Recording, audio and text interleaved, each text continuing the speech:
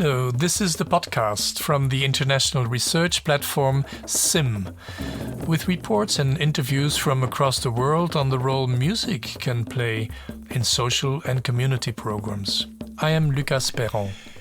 During this fourth episode of the SIMM-podcast, you will hear me interview John Sloboda and Bridie Bartlett.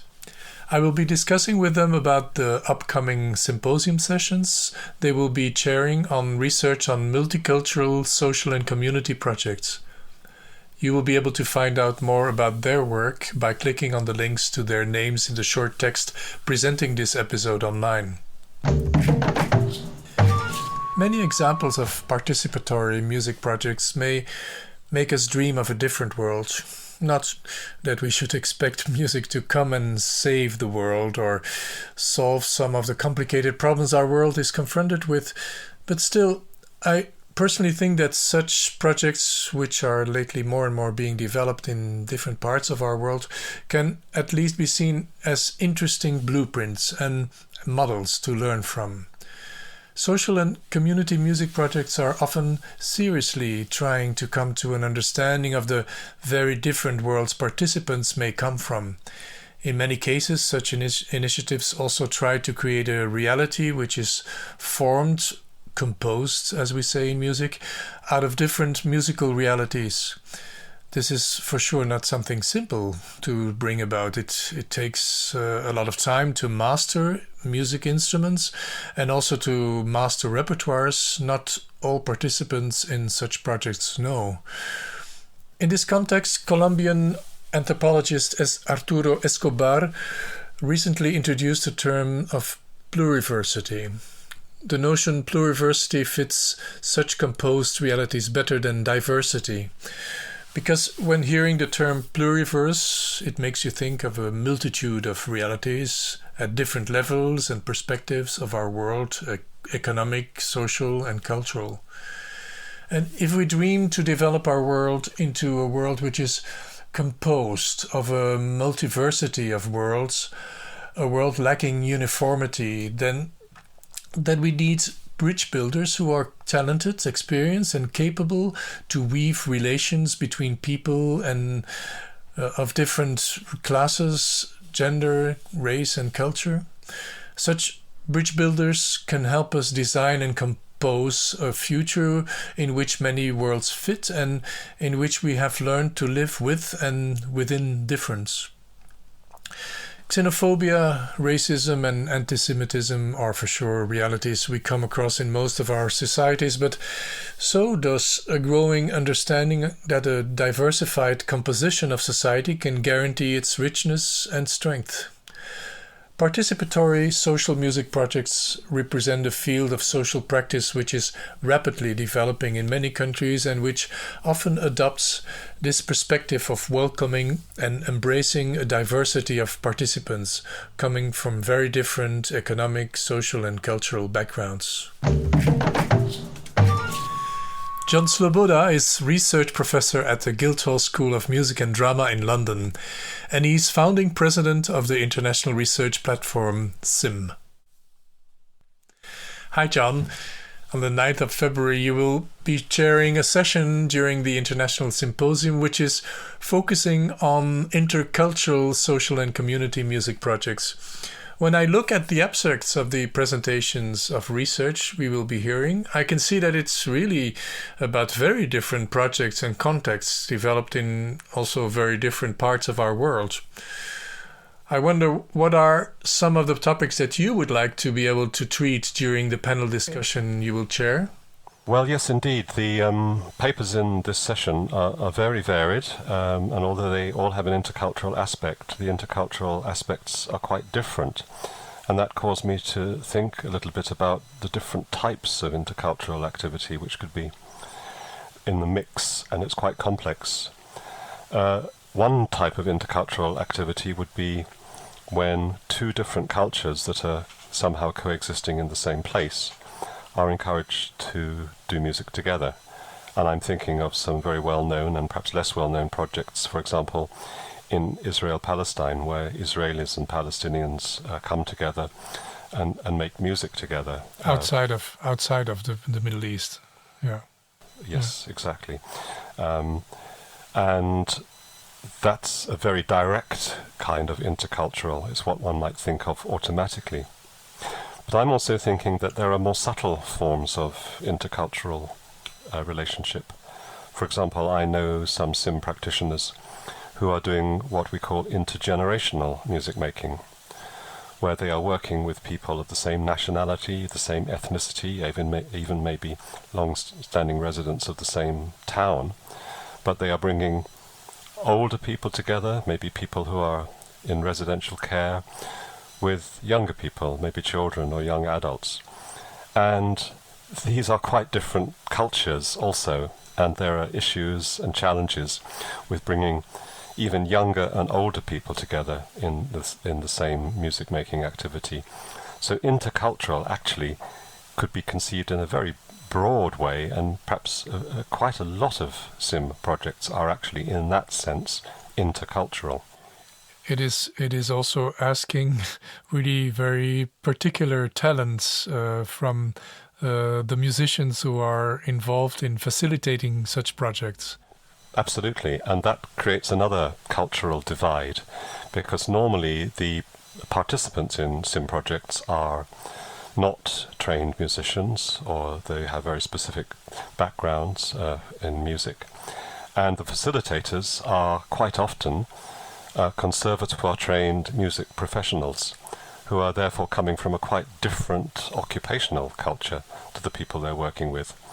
And so sometimes the intercultural experience is the difference between the participants on the one hand and the facilitators on the other. And maybe that becomes even more extreme when facilitators, as sometimes happens, come from another country. And then there is the additional issue of research, which comes up in some of the presentations, where the members who are doing the music may be all of one culture, but a researcher from outside, maybe from even another country, comes to participate in the project as a researcher, and that creates other issues and challenges to be solved, including ethical issues, which will come up in one of the presentations. Yes. And at Guildhall, do you find that musicians are also keen on having ways to prepare themselves for such social and community projects, programs? It's very varied, because this is still a new area. There is some specialist training provision in a school like Guildhall, but people have to elect to do it. And others just receive the general musical education of the institution, but somehow they are still inspired to do SIMM work, and sometimes they are most inspired to do that work interculturally. So one of the most successful projects by young musicians is a project called the Wind Up Penguin Project, where a group of undergraduates decided that what they wanted to do was go and bring music to remote villages in the Amazon. And they just organized themselves and went off there without, as far as I can see, a particular training, and certainly not training provided by the institution. And they learned it on the job. And I think what SIMM, organizations like SIMM can do, and events like this symposium, is to begin to characterize and systematize what are the challenges and what are the ways to resolve intercultural issues in the work that you do, because it is true, certainly, there's a lot of musicians in the prosperous West or North feel an obligation to share some of what they have and what they've learnt with people in far-off countries who are less well financially and economically endowed than we are. But with that comes a huge responsibility and a huge need to respectfully intervene in a different culture.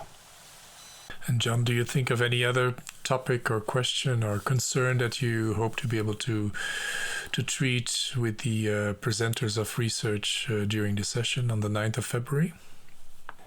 Well, I think one issue is an issue, because we are a research platform, about how to best encourage local capacity in research.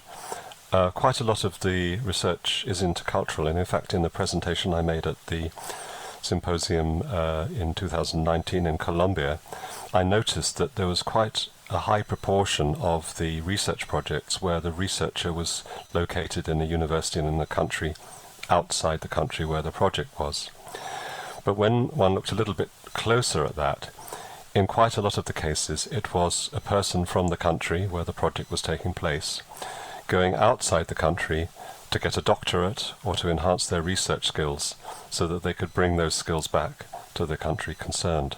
And I think SIMM really has a duty and a responsibility, which I think it's beginning to fulfill, to perhaps decrease the number of intercultural research projects, because maybe the long-term aim is that each country should have the capacity to research its own projects rather than involving people from other countries unless that's absolutely necessary.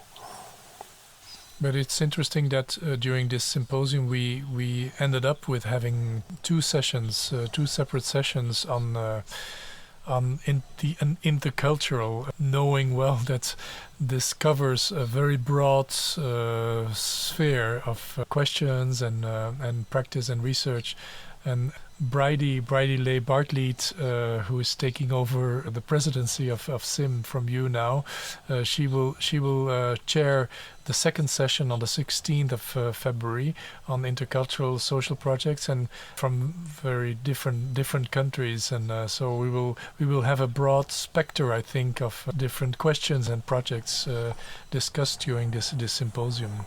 Absolutely, and I should just, of course, mention that in this first session, which I'm chairing, one of the research projects actually looks at a project that you're involved in yourself, and you are the founder of, Music Fund, which is a quite unusual social music project in the sense that it's not, well, it is, of course, sending expertise and people, but the main focus of that project is sending instruments from the wealthy north to projects in the south. And Alexander Lamont has been doing some quite groundbreaking work on how giving an instrument impacts on the person who gives it, rather than looking for the moment at how it impacts on the people who receive it. And I'm really looking forward to hearing more about that quite important and neglected topic. Thank you so much, John. Bridie Bartlett is director of the Brisbane-based Queensland Conservatory Research Centre, which is part of the Griffith University in Australia. Bridie is co-founder of the research platform SIMM and will this year follow up on John Sloboda as the new president of SIMM. Hello, Bridie. On the 16th of February, you are going to chair a session of the symposium on intercultural social music projects. And, well, we don't need to talk about what will be the research which will be presented, but I would be really interested to have to find out a bit more about your ideas and experiences that you have on what it can mean to have people come together, musicians from different backgrounds. And Sure, Lucas. Well, look, I think the field of the social impact of music making, or SIMM as we call it for short, is a very, very exciting and dynamic space. There's a growing momentum when we look around the world of practitioners and researchers beginning to work in really interesting contexts and in different ways. And we're seeing momentum and interest not only from our field of music making, but many other sectors, whether it be education or health or the social sector, interested in what music has to offer when it comes to addressing some of the most pressing issues facing our generation. So these gatherings, which we're going to enjoy engaging with online from the SIMM platform, I think provide a really important meeting space of of colleagues who are researchers and practitioners in this field to share ideas, to share methods, to share insights in ways that are going to not only inform future research, but also future policy making. And the more diverse perspectives and cultural experiences that we can bring into the mix, the more rich the conversations are going to be. So I'm really excited about the session I'm going to be chairing, with insights from Australia, the UK, and also Norway, Kosovo, and Sri Lanka. People will tell us about specifically about social music projects bringing together people from very different backgrounds, cultural backgrounds. Any expectations that you personally have on this subject? I'm really interested to hear how the conversations might change in light of the world that we're facing right now. If we think about the year of 2020 with the pandemic, but also with major natural disasters that have happened, certainly in our region, we look at fractured identity politics the world over. I think this is a very interesting time for SIMM practitioners and researchers to be reflecting on the role that music can play in these environments. So in terms of my expectations, I'm interested to hear about what people have been working on and the insights that they're going to share, but I'm equally interested to explore with them how the world has changed this year and what that might mean for us as a field of SIMM researchers and practitioners moving into 2021 and hopefully on a pathway out of this current global pandemic. You're just in the midst of finishing a compendium under the title Music as a Global Resource Compendium for the 75th anniversary of the United Nations. So you have been over the last period very much busy looking at many different music projects being developed in our world. And what is the perspective that you have in terms of the social music projects that we're interested in during this upcoming symposium? Well, Music as a Global Resource has just been an incredible opportunity to get a world view of SIMM practices in every single region of the globe. And as you said, we're about to release our latest compendium. It's the 5th edition of Music as a Global Resource Compendium, and we're releasing it in honour of the UN's 75th anniversary. And I must acknowledge my wonderful co-editor, Professor Barbara Hesser from New York University, and our associate editor, Peter Jampel, also from New York University, who have been working on this initiative for many, many years. This has involved a compendium which gathers information about SIMM-related projects right across the world, but it has also involved really important global dialogues that have been fostered by the UN on the role of music in dealing with and bringing to the fore solutions to cultural, social, health, educational, environmental, and economic issues.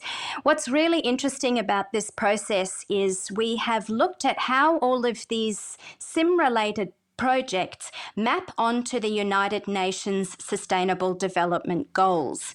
And interestingly, of the 109 projects we've looked at across 54 countries, all of the SDGs, the Sustainable Development Goals, have been activated across those 109 projects. Some of them focus very much on health-related issues, others focus on gender equality, others focus on social justice and bringing about peace to war zones. But what it's really shown is a global overview of the contribution that music is making to communities and societies and bringing about really important social change in a number of very challenging and complex situations.